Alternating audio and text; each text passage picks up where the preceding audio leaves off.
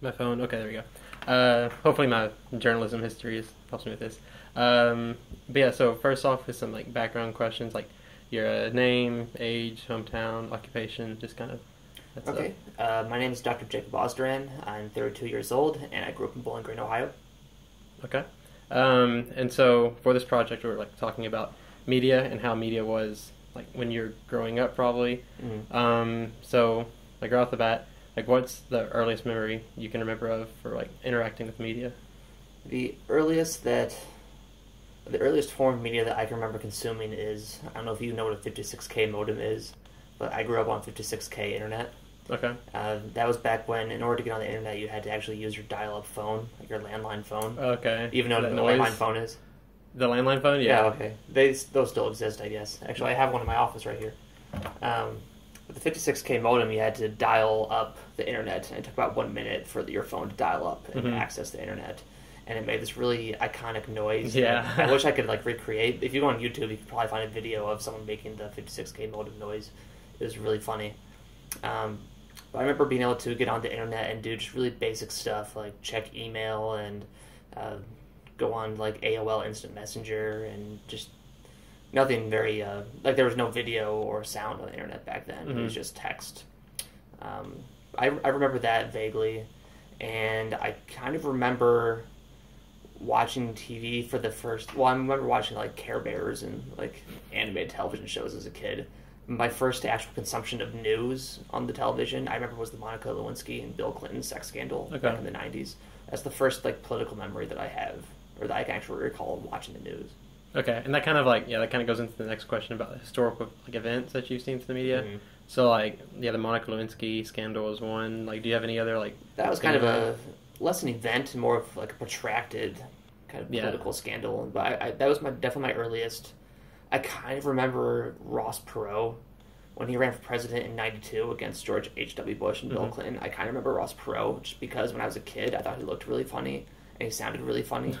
He was this like really short, eccentric Texas businessman with a really funny voice and like a really pointed nose. And as a kid, I just thought he was really funny looking. So I remember that, and I remember the Lewinsky scandal, and I remember 9/11 like that was yesterday. That's the first big event I think I remember. I mean, I was in high school by then, so I think once you're in high school, you tend to remember most things. Since 9/11, I've been really just obsessed with world politics, just what I do for a living, and so I remember just about everything after that. All right. And so like you kind of talked a bit about like how you use the internet first and then like television. Are one of those your favorite like medium, like way to get media, or is it? I really don't even watch TV. I never watch television news. I'll check the websites for television news stations. Like I'll check CNN.com just about every morning, but I don't watch cable news. And I never watch the local news. I really don't watch much TV at all. I watch television shows on the internet.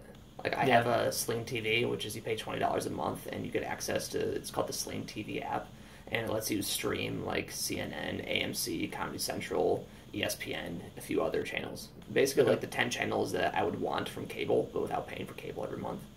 So like I watch TV, but it's on the internet. It's on my computer. It's not on television. I just don't do that anymore. And my perception is that very few people in the millennial generation do that. Yeah, definitely. And just don't watch TV anymore. If they do, it's either on their computer, maybe every once in a while on actual television.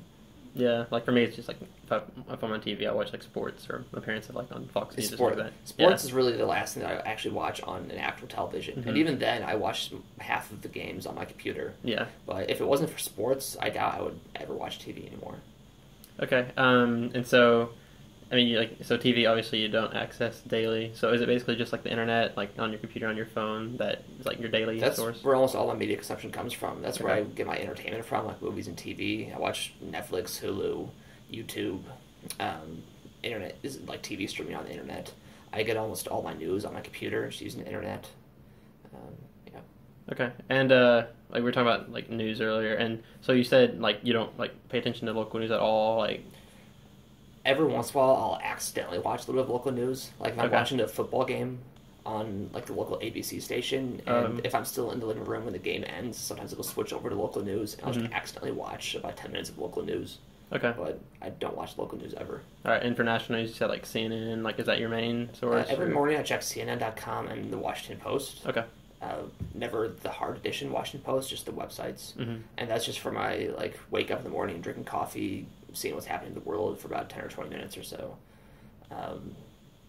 Yeah, that's about it. And then I read a lot of political blogs and political websites and Politico, and Facebook. I wouldn't say that I actually get news from Facebook, but I find it interesting just to see my friends' reactions to major news events on Facebook. So.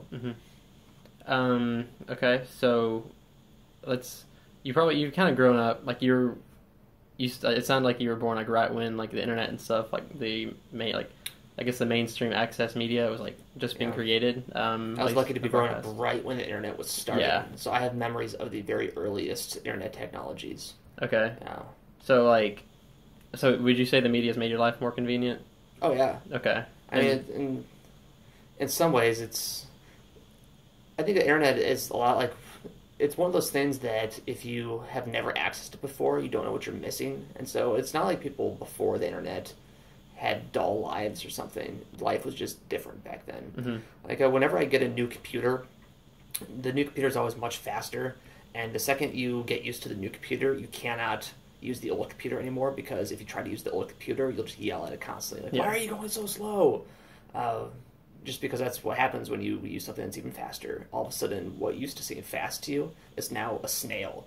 It's now something you can't use anymore. And to me, the internet is really convenient. It makes my life much more productive. I use it to do a lot of stuff. But it's not like I didn't have access to information before the internet. And it's just changed things, I guess. So just basically changed the way... It's changed the way that we consume media, definitely. I mean, there's no doubt about that. But as far as whether it's fundamentally changed my life, I'm not sure I would say that. It's just changed what I've had to do to consume entertainment. But I've always had entertainment, and everyone's always had entertainment. It's just different now. And it's maybe more accessible. It's accessible in more places, because I can be on the road with my cell phone, and if I forgot my favorite CD... People still have CDs anymore, I don't know. If I forgot my favorite CD, I can just stream whatever album I'm missing on my cell phone, so it makes entertainment a little bit easier to come by, I guess. Yeah. But at the end of the day, 20 years ago, it's not like I would have been without it. I still could have just brought the damn CD with me. So you discussed kind of how life would be without, I guess, the new technological era, but looking at technological era, but also if you didn't have the print journalism or the print media and stuff, the media that the people I guess before us, in the baby boomer generation, if you didn't have any media, how would you live? How would your life change? Actually, I'm glad you asked that, because now that I think about it, that's one area where it's much easier to do my specific job in this modern age, where you can go on the internet and just look up anything. And so I'm a professor of political science, and I can't do research, really. It's just much harder for me to do my research if I'm not able to see what else has been published on whatever topic I'm working on. I need to be able to read the research of other scholars to see what they've done and where the various theories are, and how I can build upon that research. And the internet has just made that so much easier, because instead of having to send away for a copy of a journal, a physical copy of a journal, just so I can read an article, which could take, if I even have access to it at all, it could take a month to get a journal that I need. Or I may not even be aware of a journal that has really valuable research in it. But on the internet, I can go in 5 minutes, access every single article of any relevance whatsoever to my research project. And that makes me much more productive, and it makes me more able to publish research. So I think access to the internet has just made it so much easier in general for all scholars to do their research. And it's probably led to much better research. It's a much more efficient research process. Yeah, there's a lot of stuff actually related to my job that's much easier now with access to the internet. Yeah, definitely. It's just made so many things more easy. Yeah, I imagine that being a student now is easier than it's ever been because of everything. I guess...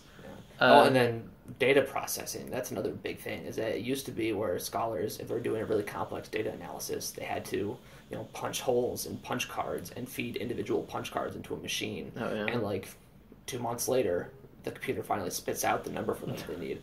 Whereas I can just load up Instadata or SPSS or some sort of data analysis program, I can load a 50 megabyte data file and it processes 60,000 calculations within 2 microseconds and gives me all the results.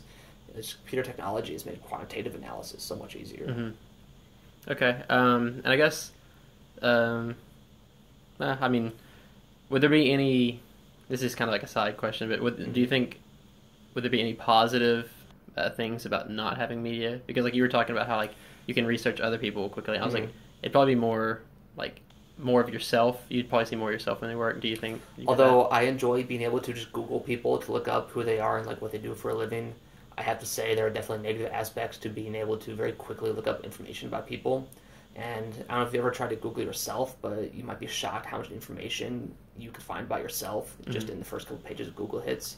It's very unsettling, and there's a whole cottage industry that's been set up around being able to look up information about people, and that information is not used for good, probably in 95% of cases.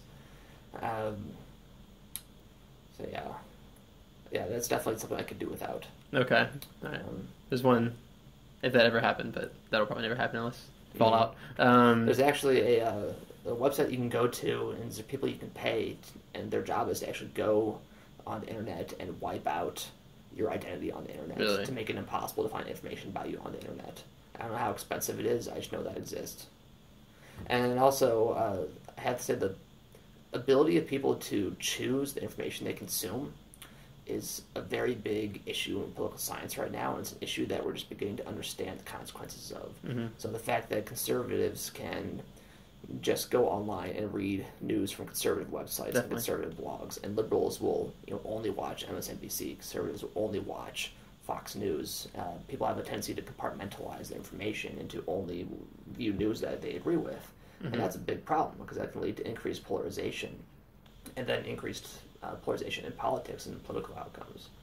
And that's a big problem because it can make our whole political system harder, and it can make it much harder for Congress to actually enact legislation. Yeah, definitely. That's one thing I kind of like always try to fight internally, I guess. Like I read far left, far right, just everywhere. I think that's the number one solution is for everyone, no matter which side of the aisle they're on, to just make an honest effort to consume multiple sources of information. Mm-hmm. You can at least do away a little bit with that polarization effect. And the last thing we want is for the government to censor information to help reduce that polarization, because that's a very slippery slope. Yeah. But it's definitely a recent phenomenon, and it's not a good thing that people are so easily able to watch news that they already agree with. I wish that didn't exist, but it's not clear to me that there's an easy solution to that problem. Just because you can censor information, but we don't really want that, though. Yeah, exactly. So, all right. Are there any, I guess, other like opinions you have about the media, or just how it's affected you? All right, cool. All right.